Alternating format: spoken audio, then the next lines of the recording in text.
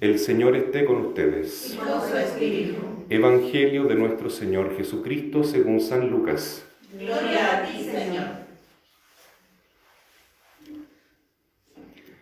Jesús, habiendo expulsado un demonio, algunos de entre la muchedumbre decían acerca de él: Este expulsa a los demonios por el poder de Belzebul, el príncipe de los demonios.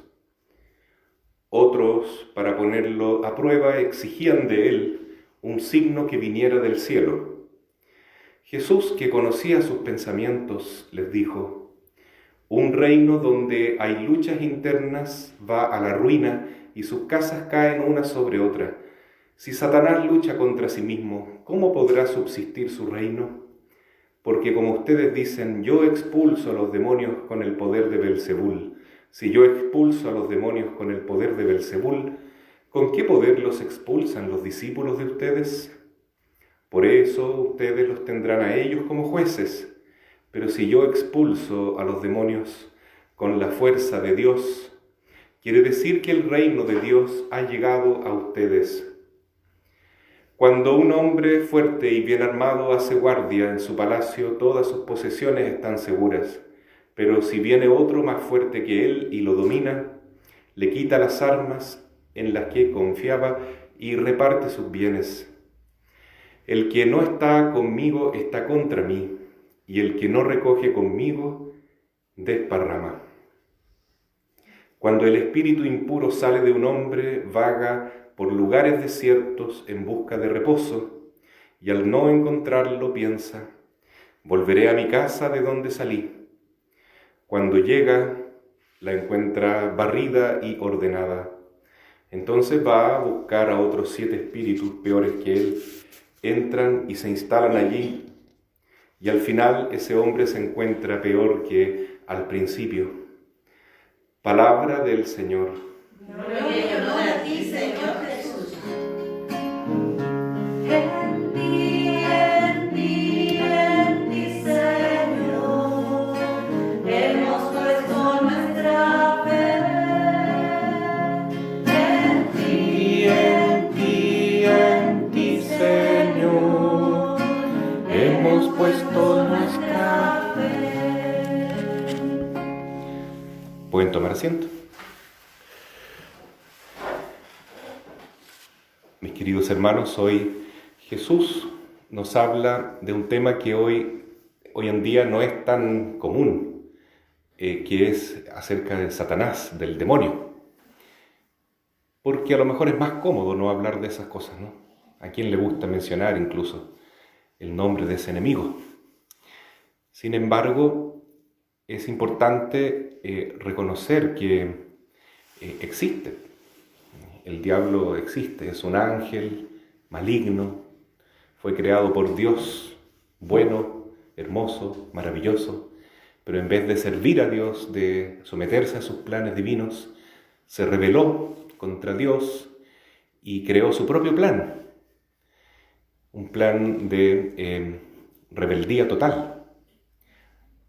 Y así entonces, con su mal ejemplo, dice Apocalipsis 12, barrió, o mejor dicho, arrastró la tercera parte de los ángeles, y entonces son muchos los demonios, no es solamente uno.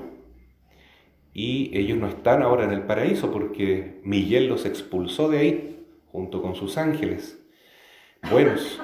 ¿Y dónde están ellos? Bueno, están aquí. Ya lo dice San Pablo clarísimamente en la carta a los Efesios, capítulo 6, que nuestro enemigo no es de carne y hueso. No es de carne y hueso. Nuestro principal enemigo es invisible, es un espíritu maligno que vaga por el aire, ¿no? Andan como moscas alrededor nuestro, pero nosotros no los vemos. Ellos sí que nos ven a nosotros. Y siempre quieren hacernos daño, ya que no se pueden vengar de Dios, porque tanto lo odian. Entonces nos hacen daño a nosotros para así indirectamente perjudicar a Dios. Entonces esa realidad fuerte, ¿no? Tremenda, pero hoy en día para muchos lamentablemente más notoria. Mucha gente hoy en día se da cuenta de que el demonio está actuando en sus vidas, está actuando en sus hogares, en sus casas, en su familia, y experimentan esos efectos, ¿no? Que no tienen explicación científica. Es otra cosa. Entonces es una realidad. Y el dolor que sentía Jesús era que a él lo atacaban diciendo que él sanaba a los enfermos, que él expulsaba demonios con el poder de Satanás. O sea, estaban diciendo que él era un endemoniado en el fondo, que él era el mismo demonio. Ese es un pecado gravísimo. Es el pecado contra el Espíritu Santo que no tiene perdón de Dios. ¿Por qué no tiene perdón de Dios? Porque la persona que comete ese pecado no está arrepentida y no se quiere arrepentir y trastoca todo, ¿no? Considera que lo bueno es malo y lo malo es bueno. Dice que el Espíritu Santo, o sea que Dios es malo y que lo que es malo pasa a ser bueno. Y eso es lo que pasa hoy en día también. Y hoy más que nunca, diría yo, que lo que es malo, objetivamente, se considera bueno. Por ejemplo, en muchos ambientes se dice que el aborto es bueno. Y la iglesia, qué mala la iglesia, que está contra el aborto. Entonces, algo que es objetivamente un crimen, algo horrendo, se toma como algo bueno. Y porque la iglesia señala la palabra de Dios, que está mal, entonces la iglesia es la mala. La palabra de Dios dice que el homosexualismo no es aceptado por Dios, no es bueno. Es una perversión. Pero hoy en día se dice lo contrario, ¿no?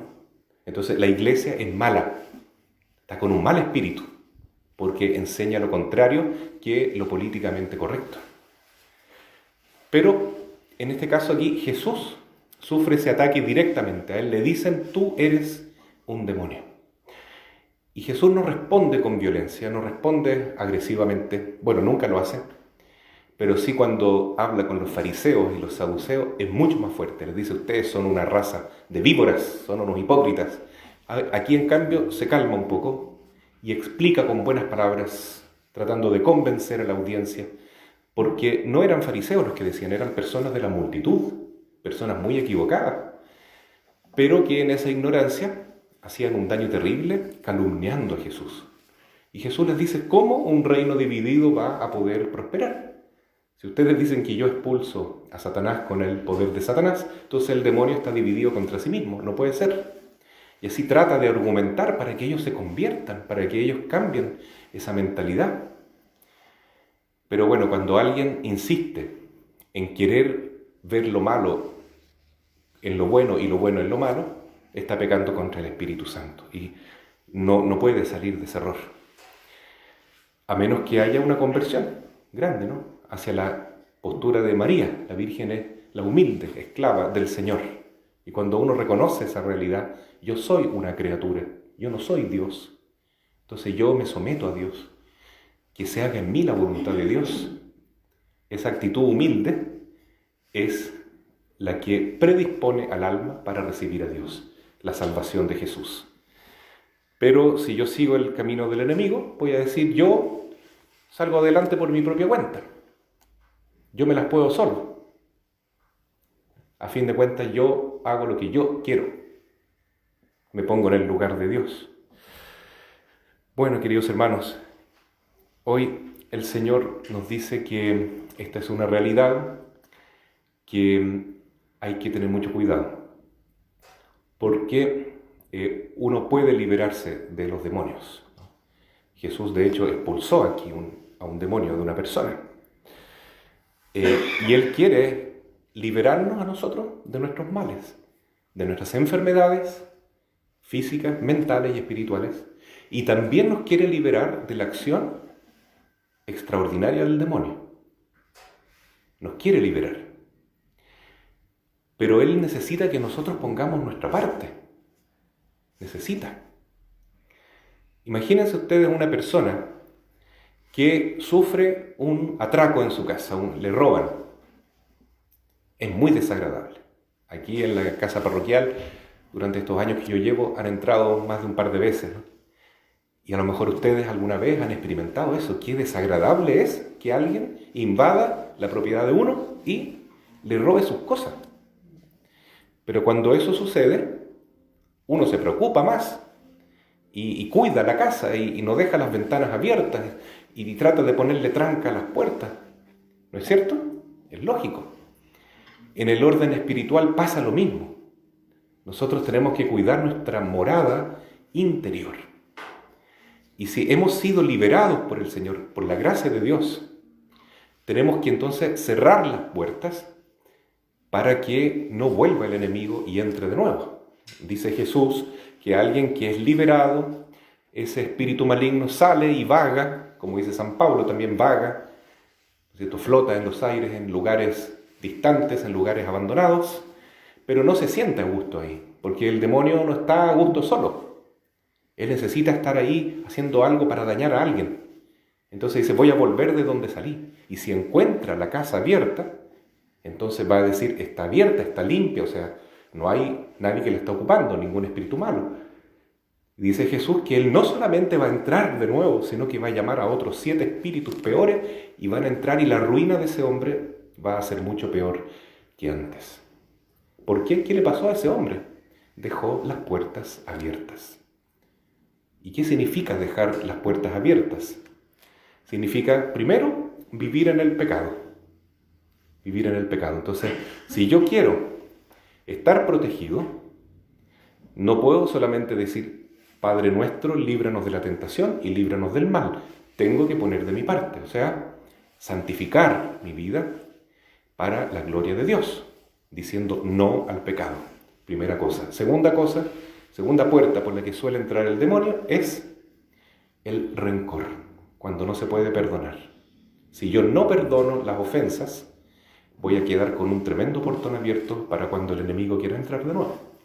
Por eso cuando decimos el Padre Nuestro, la oración más importante quizás es perdona nuestras ofensas como también nosotros perdonamos a los que nos ofenden. Y Jesús recalca después en su enseñanza, si ustedes no perdonan, tampoco Dios los perdonará.